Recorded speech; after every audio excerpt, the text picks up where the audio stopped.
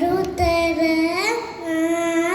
ගවන්නට මාගේ නමස්කාරය පුද කරනවා. පැමිණ සිටින සියලු දෙනාගේම අවසරයි. අද ලස්සන දවසක්.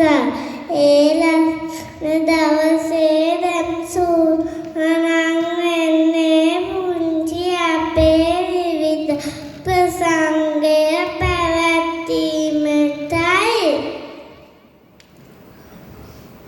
අද ලස්සන අම්මලා තාත්තලා ඇතුළු සියලු දෙනාමත් මම ඉතා ආදරෙන් පිළිගන්නවා. පැමිණ සිටින විශේෂ මුතුන් මම ඉතා ආදරෙන් පිළිගන්නවා. සියලු දෙනා